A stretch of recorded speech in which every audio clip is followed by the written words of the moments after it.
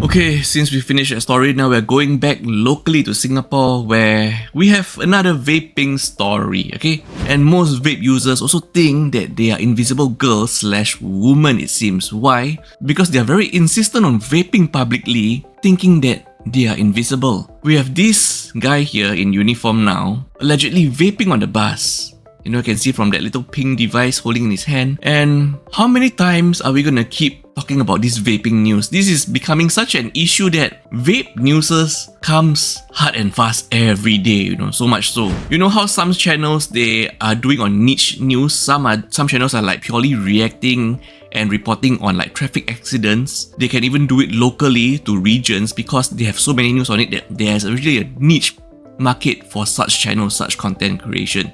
If we were to focus just on vape news at this point, we could even be a channel dedicated to just reporting vape news because of how frequent these are, And it's just alarming how some people, these vape users, they seem to think that I'm just gonna keep the vape in my hand, turn my head to the side, take a little puff, and nobody's gonna see me. Nobody's gonna notice me, And that smoke that I exhale, nobody's gonna see it because I don't know what were they thinking, okay? So much so that don't these users know that if you're gonna vape publicly, you are almost certainly going to be seen, going to be reported on, you are almost certainly going to be caught, And then why do you still insist on doing that very well knowing that you will get caught? Is this some kind of IQ issue right here?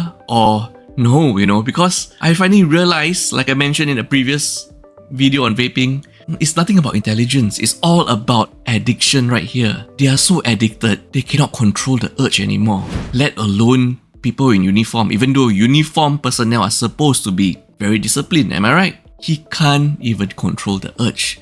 That is how terrifying and how dangerous vape addiction is. Even more so K-pods laced with etomidate. That is why these people have lost all sense of reasoning. Remember that 17-year-old boy vaping in an enclosed area in the MRT? I mean, why do you think he suddenly stumbled? Why do you think he suddenly staggered and stumbled there? Could it be like he vaped at home, walked to the MRT, sat on the MRT train, and then the effects came half an hour later? No, I don't think so, right? He must have